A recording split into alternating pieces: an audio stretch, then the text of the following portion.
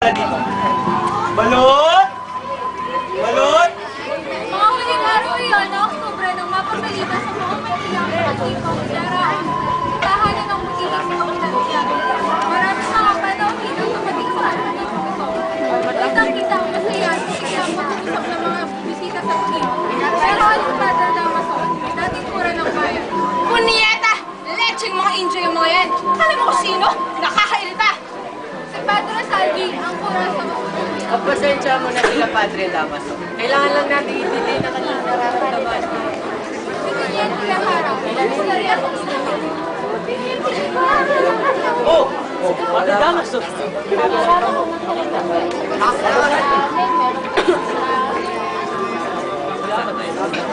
Ang mag-asawang Despadanya Ilaro at Dios.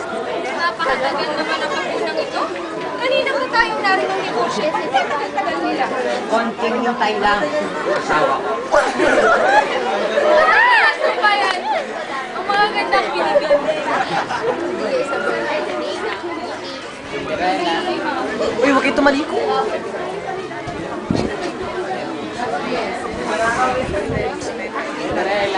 Atensyon! Atensyon! Narito na ang pangunan.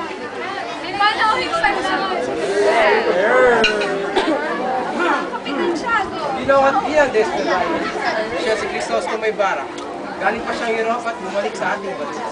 Contribution, Desmadanya. Don Crisostomo. Donya, ikinagagalak kitang makilala ngayon. Kumain mo, Gino.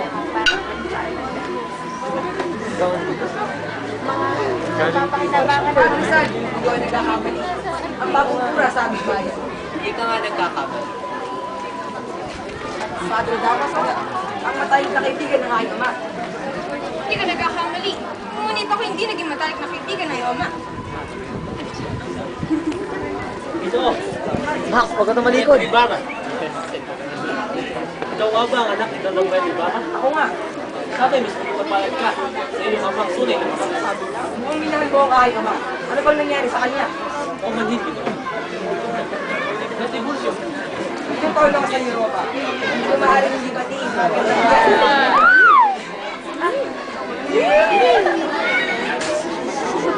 Kung sabi mo rin tumalik. At pagkain ang lahat sa kapag. Pasensya na. Luciento Teniente Guevara. Sa pagtatapos ng hapunan ay nagpaalam na ang pinanong. Kapitan Tiago, hindi nalulungkot ko. Pangalay naman. Ngunit di ba tatapusin ang pagkakita na hanggang para sa ganda? Hindi ko man ay hindi maaari. Hintay ko pa si Maria Clara at tawag ko pa sa aming bayan.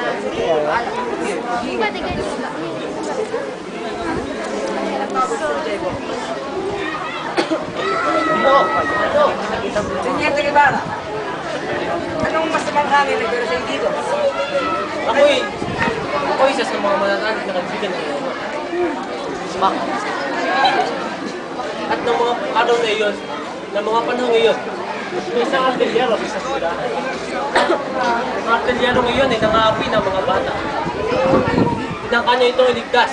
Ngunit sa kasamaang palad ay nabago ang artelyero. At lahat ay sumisi sa iyong ama. At ano nangyari sa aking ama? Nalulungkot ko pero namatay siya sa bilang buwan.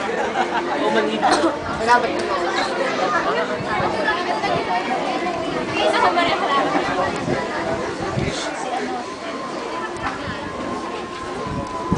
Kate. Kate. Pagdating sa bahay,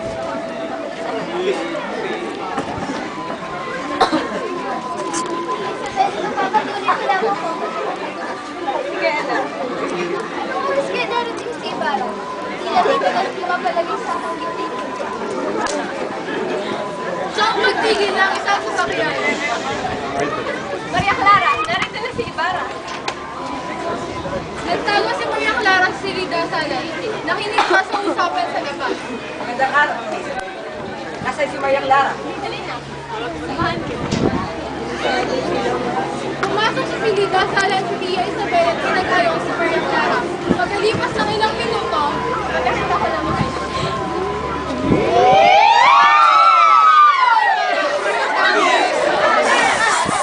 Maria Clara, doon tayo hindi nagkita. Naalala ko ba, okay lang ako sa inyong mga kaibigan. Hindi ko lang mga agmamahalin habang may buhay.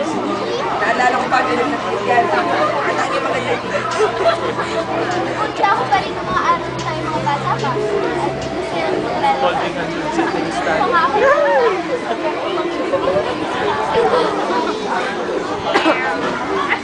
Ang tao yun, ang nilala yun sa akin. At sabi ko rin ako. Ito mo pinagigit. Maalas ko na pa ako niyan.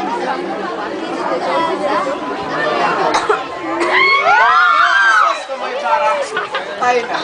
Ihatid na kayo sa Maghahalap ng Maaari bang pagdating na mo sa subject? Sabi mo yan, darating doon sila Maria Clara at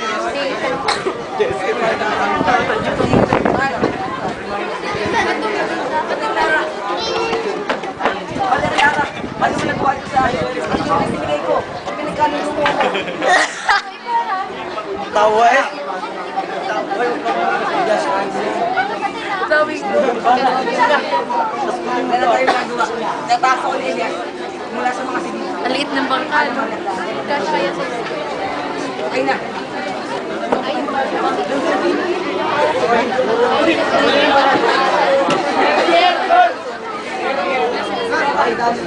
Sumagi sa bangka.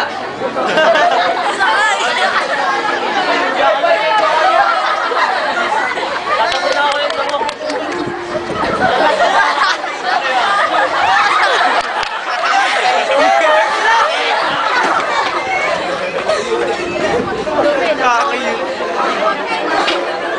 Umagal na sa tayo na nangyayari sa dito. Ang galing ni Hetty. Ay,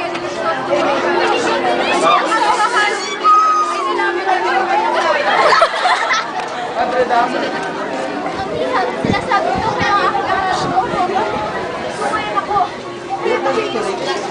Sa Linares. Ngunit ayoko. Pamangkin na lamang ako sa pagpakasustang. Hindi mo alam ang sinasabi. Napamiserable ang buhay sa katotoong kwento, anak. Hindi kayo. Papayagan niyo ako pamangkin ako. Diyos ko, kalingayan mo siya. Anak.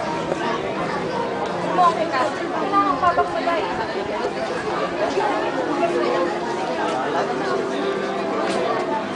Diyos ko! Himala! Huwag siya ang pagkagandahan ninyo. Ako, huwag ang anak kong walang malay. Isabel at Maria Clara. Ngunit, di pa nakakapasok ang kuray na yun ng pogi si Maria Clara. Isa ka Maria Clara.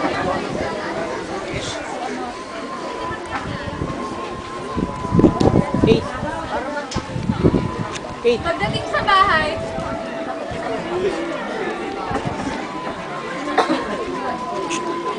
magpapatuloy ko lang ako.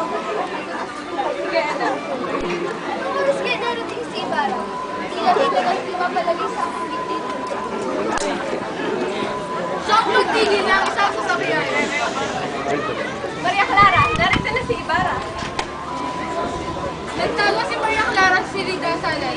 Nakinig siya sa usapan sa labas. Magandang araw. Nasaan si Maria Clara? Halina. Samahan niyo. Pumasok si Rita Salay at si Tia Isabel at pinagtayo si Maria Clara. Pagkalipas ng ilang minuto, Magkakita ko lang kayo.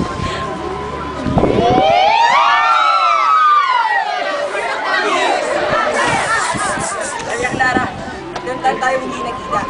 Naalala ko pa, okay lang ako sa inyong matitita. Ikaw lamang ay mamahalin habang may buhay.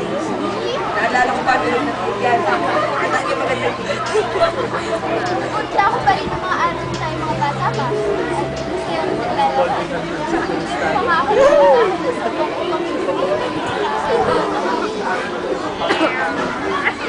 Ang tao yun, ang nilala yun sa akin. At sabi ko rin ako sa pagkakas. Maalas ko na pa ako niyan.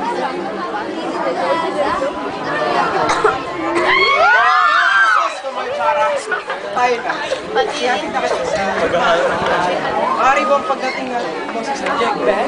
Sabi mo yan, darating doon sila Maria Clara at Jessica.